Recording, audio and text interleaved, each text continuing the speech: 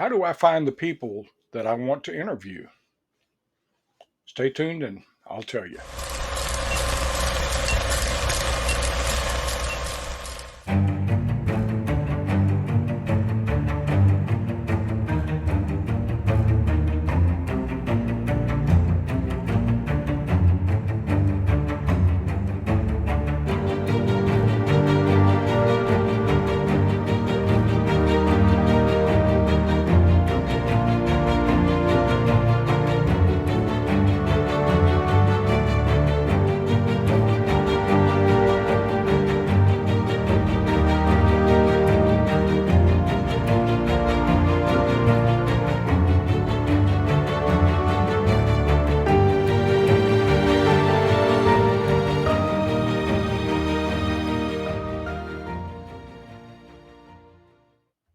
Hey, welcome back to Buford Pusser, the other story. Now, on the card that you saw just before I came on, it talks about people with agendas of changing history. Anytime there's recorded history, there's people out there that want to change it. And the Pusser story is no exception to that. Now, when you think about it, the real story of Buford Pusser was dramatically changed into the movie Walking Tall. And what we saw in Walking Tall is a very fictional account of what his real life was like. And that's what I'm trying to straighten out here. And how do I do that? By finding and interviewing as many people as I can. Now, some people will ask how I've been able to do this when Pusser fans haven't. Well, let me suggest to you that the Pusser fans who do videography, podcast, they're authors, they are co authors, editors, just whomever. They don't want to know the real story. They're too invested in the fictional account. They want Buford to remain the hero that they saw in Walking Tall, even though that's not who he really was. Now, a lot of people want to know how I found so many people to interview. Well, it's really pretty simple. I would read a name and I would just start looking for them on the internet. And some were easy to find, others were not. Some you had to do kind of a background check to locate them. You could go through social media pages and find them. Others, you would find obituaries and look for relatives so you could speak with them about things that may have been passed along to them. Just lots of ways that you go about this. But over a period of time, I've been able to find a lot of people to speak with. These included people like radio personality Bill Way, Louise Heacock's niece, Barbara Anderson Mitchell, former McNairy County Sheriff and the trooper that worked Buford's accident, Paul Irvin, Alcorn County Chief Deputy, Hobart Bingham, Skeet Atkins, whose wife operated Catherine's Club, Olin Sonny Davis, a former Selmer police officer who wanted to report Buford for selling drugs, Dr. Jerry Francisco, that was a state medical examiner that autopsied Louise Hathcock, former sheriff James Opal Gray, and the list goes on and on and on about people that were out there that could be interviewed. But all these people, the authors, co authors, videographers, podcasters, historians, they were just too busy to look for these people and try to tell the true story.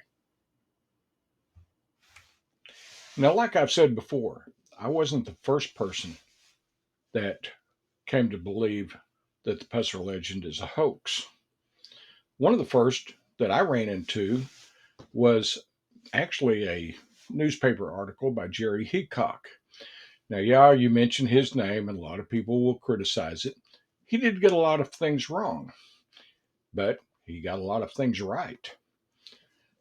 Now, I have to recognize the fact that when Heacock was doing his research, he did not have some of the advantages that we have today, computers as they are now, the internet, uh, different websites that you can go to find things, the different search tools that we now have. He didn't have. So, yes, he got some things wrong, but he got a lot of things right. And I met so many people through the very short articles that he was able to write about Buford Pusser. Uh, for instance, I met Dennis Hathcock. Be sure and subscribe and hit that bell so that you'll get notifications of new videos when they're released. An associated sent me this article on Pusser some time before, and I'd read it, learned a lot, wondered about it, but then one night, as fate might have it, I was on a website at the same time that Dennis was. It was actually a firearms website that we were looking at. Had nothing to do about Pusser except that somebody mentioned Pauline Pusser's name. And when that happened, they started to talk about Buford. It was a lot of law enforcement officers on there at the time. And all of them started talking about what a great law enforcement officer Buford had been. And I knew just enough to start a conversation and say, I really don't think it was what you guys think. And that brought on some conversation. Some were willing to listen to me. A lot of them disagreed. A little bit later, Dennis and I made contact and got to know each other over the telephone. I interviewed him for several nights and learned a lot. And of course, I still had questions, but I finally decided I've got to go over there and meet this guy and see if he's for real. I knew who he was because of the mention of his name in Jerry Heacock's condo news items. Now, this particular news item referenced Dennis as having seen a gun exchange near Eastview. And when it said that he was the son of W.O. Hathcock, I knew exactly who I was speaking with, and I just felt like I needed to get in touch with him. And so there you have that. That's how my relationship with Dennis Hathcock started. But he wasn't the only one that I met through the condo news. Now, the next person didn't actually have their name in the condo news, but through Dennis Hathcock, I met ONeil Moffett and his wife, Brenda. And when we were talking about this one night, Brenda mentioned, well, that mention in the condo news, that's Levon Sullivan. Used to be Levon Plunt, Petey's ex wife. So I did some searching, was able to find Levon, interviewed her. She told me what she knew, and that's how that happened. But Levon was an interesting person to speak with. But that's how you find these people. You reference newspaper articles, magazine articles, you get in touch with people that you know that were connected to the story and allow them to connect you to others. I would find names in FBI reports, TBI correspondence, like I said, relatives, obituary reports, uh, any source that I could use to get information. You can't imagine the number of articles I've read in True Detective magazines, things like that, about Buford Pusser and the state line mob, the number of books I've read. It's incredible, but each one gives you a little bit of information that you can use, that you can research with. And if you dig long enough, you'll find some things. Now, you have to ask yourself, do all these other videographers, podcasters, authors, co authors, editors, historians, do they go to all that trouble to tell the stories that they tell? I don't think so, because you talk about getting things wrong. A lot of those people really do.